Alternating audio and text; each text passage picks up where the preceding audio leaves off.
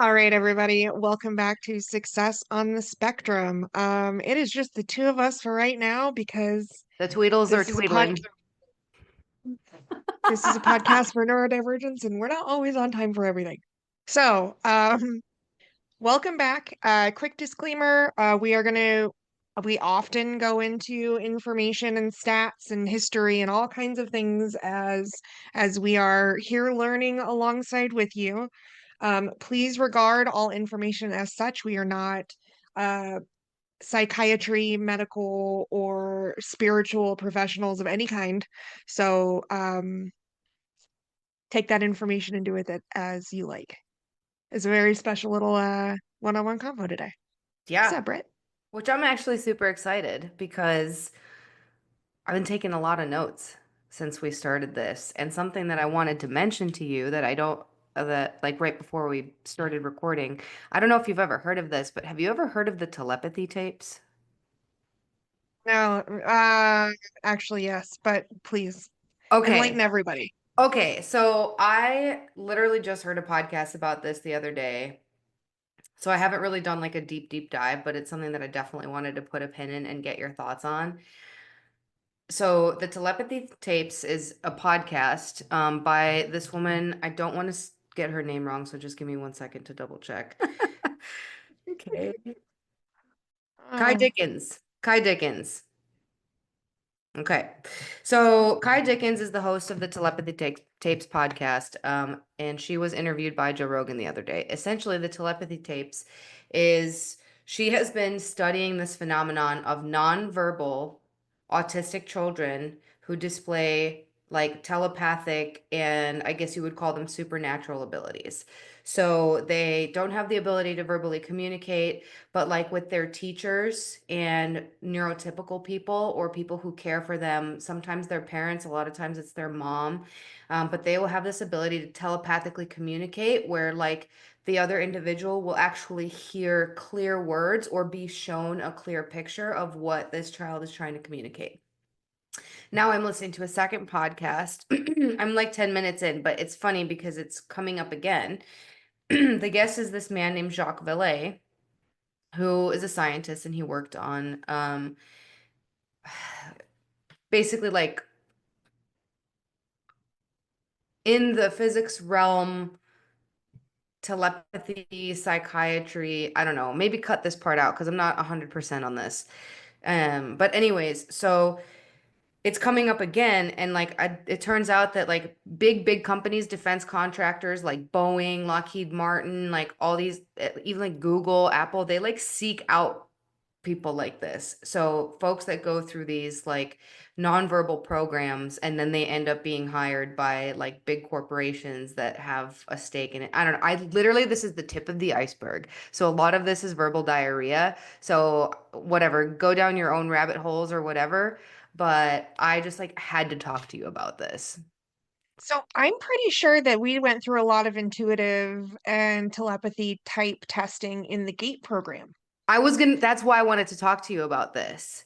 Yeah, because I thought this even back then, I thought like there is a reason that we're being singled out the way that we are. Um, I really do think that it was a way for them to find the high masking autistics because really, pattern recognition, I think, can be fine-tuned to the point of being almost telepathic. Yeah. You know, we were talking about, I think it was the conversation with Shay where we were talking about how she swore growing up that she was psychic, and even to this day, and Oh, she did tell us that crazy story about like the girl in the right. or whatever. Yeah, so the question is which side of the line does it fall on? Is it a honed skill or is it a gifted interconnection in our brain that we're born with? I was trying to Google it. I was trying to chat GPT it to see if there's anything um online about like the connection between like the GATE program and like, you know, Yes, it's the CIA gateway. basically, Okay, but yes. No, no, no. Yes, there is actually. I You need to look up the gateway program. the hold on, the Gateway. program and the CIA. Yes, there you go. Because I know that I've like heard something about this before, but like it's just not very clear, vivid, articulated memories, and I don't want to just like spew on it. But I was like, I could have sworn that I remember there being a connection between the CIA and then finding these like very gifted because of and there it had something to do with like remote viewing too, where they were like remote viewing for like nuclear sites during the Cold War and stuff like that, trying to figure out An what. astral projection. Yes. The Gateway Program. CIA plus Yes. Monroe Institute, a declassified CIA document from 1983 called Analysis and Assessment of the Gateway Process went viral in recent years. This program explored altered states of consciousness, specifically using binaural beats, meditation, and energy work to achieve out-of-body experiences, remote viewing, and expanded awareness. It was based on the work of the Monroe Institute, which developed audio programs called the Gateway Experience to help people access non-ordinary states of consciousness. The CIA and U.S. military took interest in this for potential psychic espionage, also known as remote viewing, like mental spying. I always thought Mhm. remote viewing was like when you could like see into a room, but here it sounds like they're talking about like putting yourself in someone else's. But ew. What if that's why there's so many of us in here? Oh, maybe. What if it's not all ourselves? Maybe our government watchdog or the person that watches over us isn't actually in our computer, they're in our brain. Oh yeah, maybe they're not like watching you through like the lens of your camera. Mhm. Imagine. Man, imagine. But yeah, Imagine. no, I think the GATE program is a feeder. It's an identification tool. Yeah. It says here like there's no official or documented connection between the GATE school program and the Gateway process, but people have drawn connections based on well, one, the similar name. They're not doing themselves any favors there, but Similarities in the testing process for admittance too. mm-hmm. Yep, it says speculation that gifted children are being identified early for programs involving consciousness experiments, psychic development, or government observation. And then a feeling among some of the alumni of the GATE program that they were like different or watched or a part of something bigger. I don't know if I was just like in accelerated courses. I don't remember like the acronym GATE being used like when I was in elementary school, but I was always in like gifted like other courses. Like there was even during elementary school, I think it was maybe like first grade or kindergarten. I like went to a different room with like three other kids. I think those The only. question is do you remember, because one of the larger topics of discussion right now amongst neurodivergence, because it's a shocking amount of neurodivergence that went through the GATE program comparatively to neurotypicals. And one of the interesting things that is like a hot button topic of discussion is that not very many people can actually remember the coursework or the projects. Hmm. And like I have thought about it and I'm realizing the few things that I do remember, and I was in GATE for years. But what was like the age range? Like when did you get Third grade. okay, through I tested in early at second grade. So I was one of the earliest kids in GATE for my schooling. And then Delilah also, my now 13-year-old, she also started the GATE program early. There's a secondary program and I'm blanking on the name of it right now. But there's a secondary program, at least here in Clark County. It's like a feeder into GATE. So they're even like starting to identify earlier. And you'd think that that would lead to more diagnosis for neurodivergence, but I don't know if they really want us to be that aware. Here's the thing, and here's what I struggle with a lot of the time in like I guess it's like the labeling and the diagnosis, but like what if neurodivergence is the norm?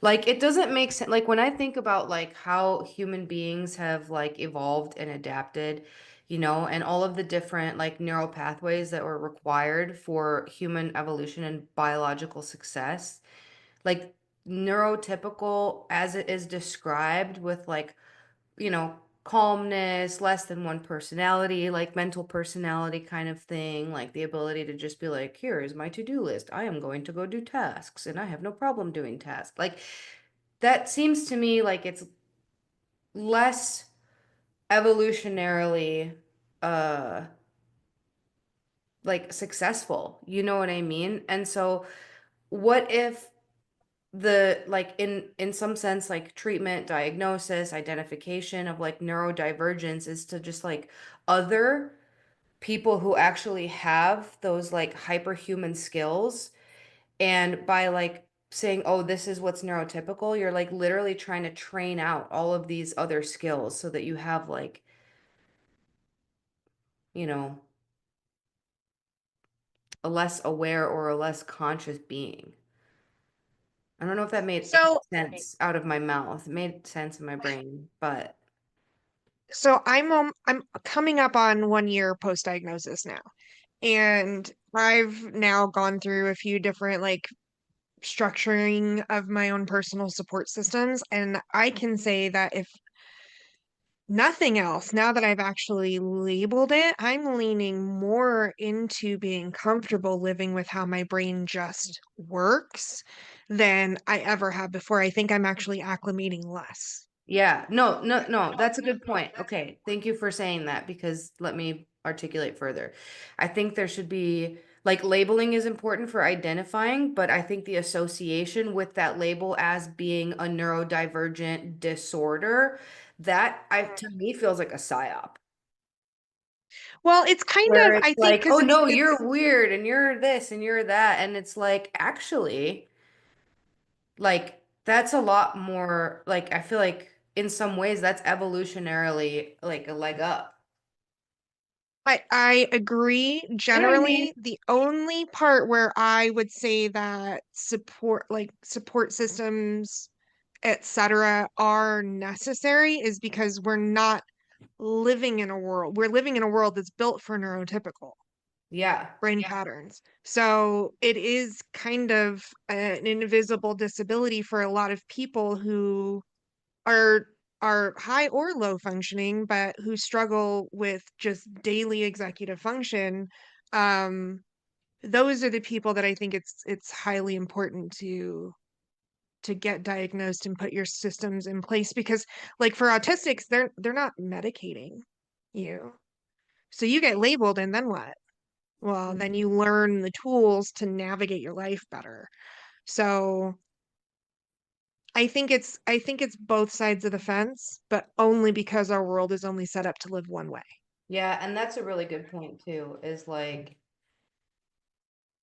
you know, if the substructure of like our fundamental society was open to more change. Like we talked about this in earlier podcasts about like shifting back from like the industrial kind of, you know, theme to like the more enlightenment theme of like how we live our lives, the type of businesses that we have.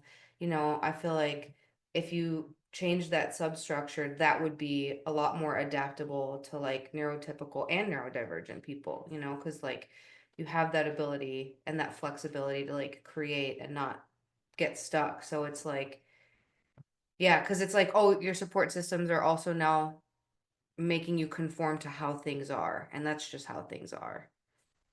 So we did see the first stages of what a reamortization of our social infrastructure would be if people were living to the means of their psychological abilities. And we saw it with COVID. When everybody was removed from Yeah. social environments and put into their own individual domains, you saw so many more people fold into entrepreneurialism. And I don't think it was fully financial necessity. I think it was because they were given the space for their brain to create a habitat that worked better for them because they weren't forced into social infrastructure all the time. Yeah, So, it's true. That was definitely, man, that's like maybe one of the craziest things that's ever happened in my lifetime that I was an adult for, where it's like a singular event that caused such an absolute schism. It's almost like a social earthquake happened and it like split a giant fault line and it left people way across like both sides of this giant gap. That was like the first big schism. I remember actually the first one is 9/11, but I was in fifth grade. Yeah. I was 16. Yeah. So I was in fifth grade. Like, so I wasn't an adult. I didn't have any like real awareness, COVID, it was like, that was so crazy, but it really did create a lot of like ingenuity and opportunity. And I think that that's like what humans are really good at ultimately is like catalyst, you know, point of fear, creativity, Hmm. you know? And like maybe I have a romantic relationship with suffering because I'm Russian. But I don't know, man. Like when people are like really suffering and really going through it, like it's so devastating and so painful for me. And all I want to do is like take their pain away. But like in the back of my mind, I'm just like, you have to let this build you and not break you because you're being Yep. given a gift. You Mhm. know, COVID was a gift. I think the access to information and the social separation from the infrastructures that we have been prepared for and molded for our entire lives over the last 5 years post COVID, I really do think that that is actually positioning us for a change in leadership across the world. I really do Yeah. think we're going to start seeing more and more neurodivergent people step into positions of community leadership because it used to be follow the leader and the leader was the person that had the most information and now everybody has the Now same amount everyone of has information for the most. information. Right. Yeah, I So, think we have to return back to like really valuing leadership that has the most like decisive action, and passion, creativity. and Yeah. empathy, Yeah. Oh you yeah. know? Good But the one. thing is, Yep. it's like doesn't always look the same coming out of people, you know?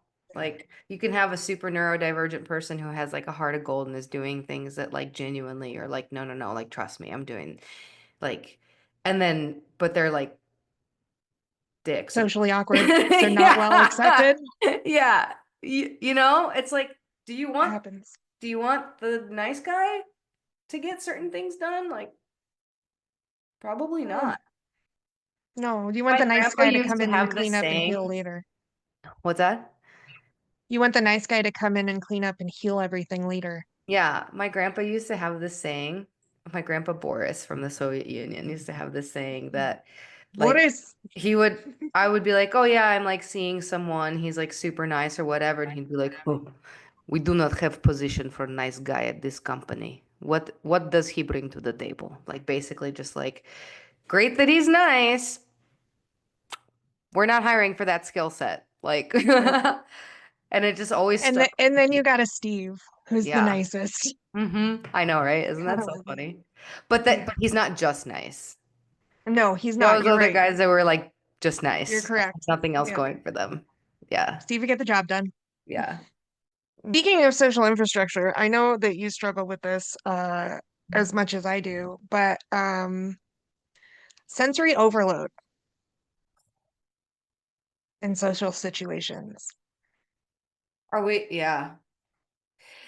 Lines Sensory at the airport. overload is actually something that I have been identifying more and more in myself in a lot of different situations, which has made it a lot easier to manage. So here we are back talking about identifying and labeling. But social situations is a weird one, man, because it's like you're trying to balance the commitments that you've made and the um whether they're personal or business or whatever, and then you're trying to balance that with like what being kind to yourself and what like putting yourself in a comfortable position looks like for you. And then also like, well, you have to be uncomfortable in a lot of ways in order to grow and achieve what you want. Like if you're not willing to be uncomfortable, then guess what? You're never going to get anything ever in your life and you're going to be a loser. So you have to, you know, kind of take those two things in stride. But like, I don't know. I mean, I think it also depends on the situations that you're in, like the people that you're around, because I feel like sometimes I can be around a room full of strangers and not feel the social overwhelm of sometimes when I'm in a room full of people I know, and vice versa. Are you dissociated or depersonalizing potentially in those moments? Because that's what I do. And that's the only reason I say this, because I know I do that. It's much more pressure for me to mask in a room full of people that I know that have expectations because of the ways that they know me, because I keep a constant ticker of like, I've learned now that I have to, because I've had so many people that are like, oh, there's no way you're autistic, right? Late diagnosis and Which, such. by the And I, way, that's like a really fucked up thing to say to somebody. yeah. Like, why are y'all out here like remarking on people's like mental health and personal business? Like, how about you just sit down and shut up? Yeah. Well, and that's part of the thing too, is when you say that to a high masking autistic female, it's like, yeah, your social expectations of how you perceive me is exactly why I have masked the way around you that I have for however long. Mm-hmm. So I yeah, I'm a little heated about that right now in general, because it proves the statistic for why female autistics don't get diagnosed until way later in life, and it's usually their parents is the reason. Yeah. Yeah. Because their parents have expectations of or rules about how they're supposed to be. Like majority of the time that little girls don't get diagnosed until way later in life is because their mother's expectations for them. And usually the disconnect in the brainwave patterns between parent and child and developed brain and undeveloped brain results in a whole different set of masking, because you can't ever take it off, Yeah. you know. Yeah. This is Not something that I'm speaking that, from personal experience or anything. not at all. This is pure conjecture. Yeah, absolutely. That was something that I was actually thinking about too. Because one of our questions was, we were talking about like complicated relationships with family, mom, XYZ, whatever. And I was just thinking like how quickly the relationships between parents and children are changing over like the generations. Like I'm first generation American. I'm daughter to immigrant parents. Like my parents met in the United States and came from like Soviet Russia. They, came to the United States as like political refugees fleeing religious persecution. So, the people who raised my parents versus how my parents raised me versus how I'm going to raise my kids, like environmentally it's so different. You have generations that are living through like famine and religious persecution and war and moving to a new country and coming to the country with $900 for like four people, five people, and like, you know what I mean? Like you just have such variations in how they grew up versus like I didn't have any of that, Right. difficulty. Like, thank God all of the financial problems that my parents ever went through, like when I was living in their house, I didn't really know about it as a kid, and like shout You're out to lucky. my grandma and my grandpa who, like really held it down, but like my family held it down for me, like we went through some hard Mhm. times that I know about as an adult, but as a kid, like I got a weird vibe, because maybe there was like less smiles, but ultimately I like had food and clothes and, you know, so like, but they didn't Loving family have, connections, yeah, you know. Yeah. you know, You know, you're lucky. complicated ones, but it was Yeah. love. We all have A lot complicated, of well, and love. I do actually, we should talk about this for a minute, because I think we touched on it during our prep call the other day. Um, because we all have interesting relationships with our moms. You less so. I know you're good with your mom. It's taken But a lot we of time and a lot of work yeah, but because we my all mom have was my had arch nemesis for yeah. most of my Yeah. life. Yeah. When we've all had those issues, and we were talking about it the other day, and I had this like tiny epiphany of our parents were parents, maybe grandparents, depending on your age. I'm older than you guys, so for me, it's just parents. Um, because Yeah, my mom's like nearly a boomer. Um, but when I'm looking at social infrastructure too for the child's emotional connection to their mother, I think part of the reason that we as neurodivergents have struggled so much versus previous generations, like we know now, we've done the history review where there were autistics way back in the 1900s, right? Or people that showed the same traits. And I think the major disconnect and a lot of the reason why there's such a late diagnosis issue is because our mothers were the first generation that were fully removed from the home as far as like needing to work in America, at least. That was like the the 60s into the 70s was like the beginning of the double income household. And by the time that I was born, mid 80s, it was like a vast majority of women were being pushed with the whole, labor force propaganda into working, a double income so we could become the largest consumer nation in the world. Like all of that falls into play, and who suffers for it is the kids, right? And I think part of the reason that there are so many people being labeled now as neurodivergent is because we had absent mothers as children. So you think Our teachers a lot of it were is the like ones that would, nurture oh, too. so absolutely, because they're not there to do it. Yeah.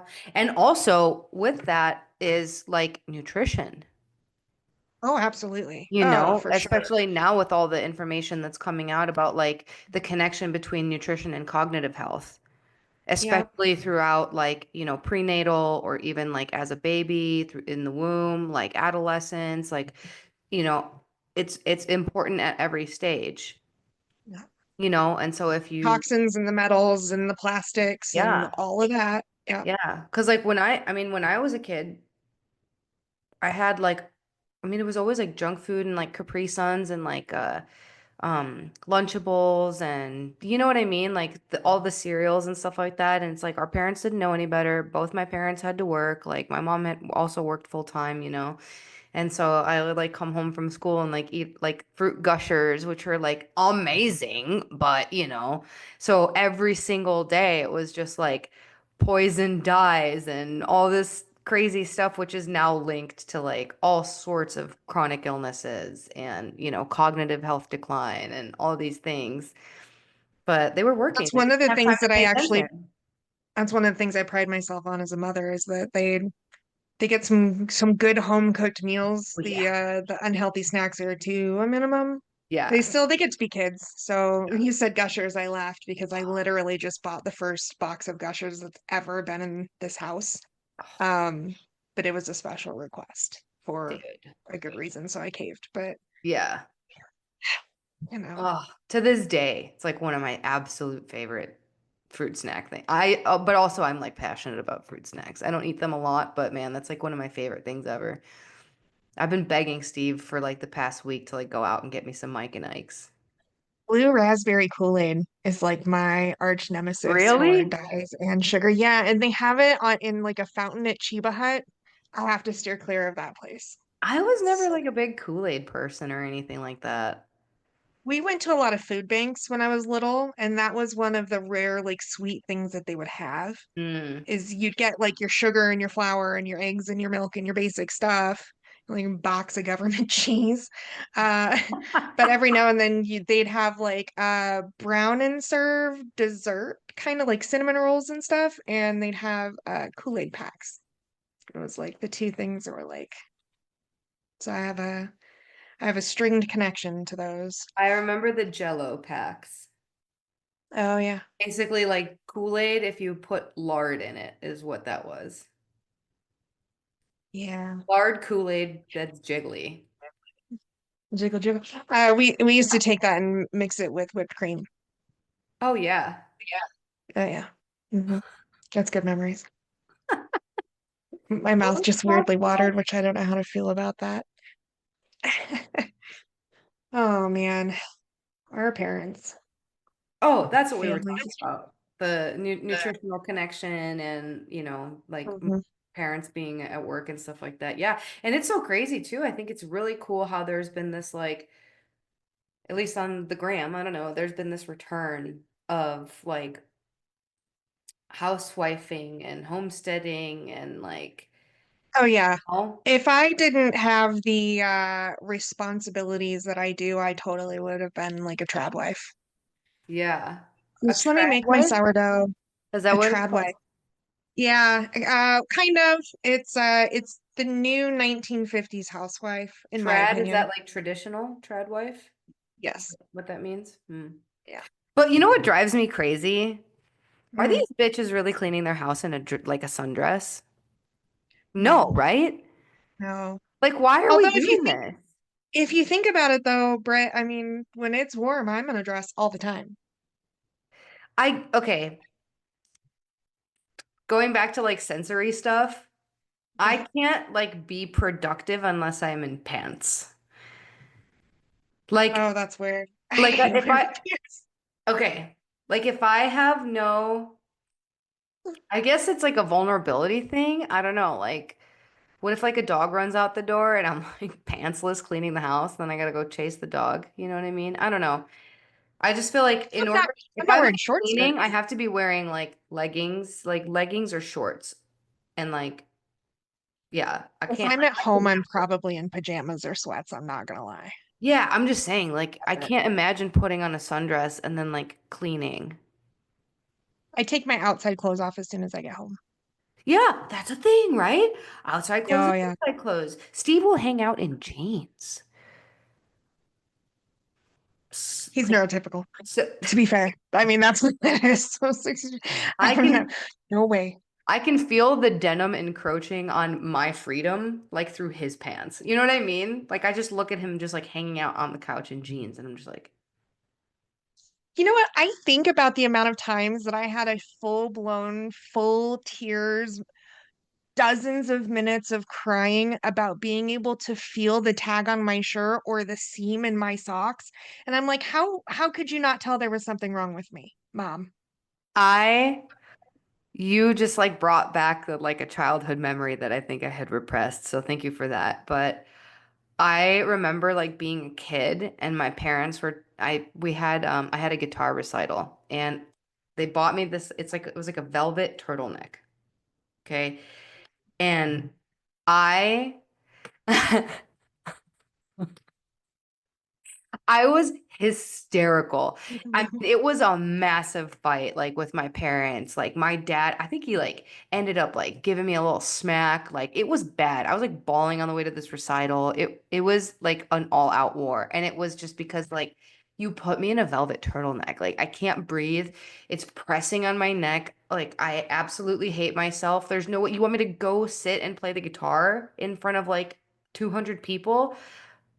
Like I can't feel my body. Like get me out of this thing. It was crazy. I will never forget that. I remember like vividly standing in front of my dresser and them like shoving me into it.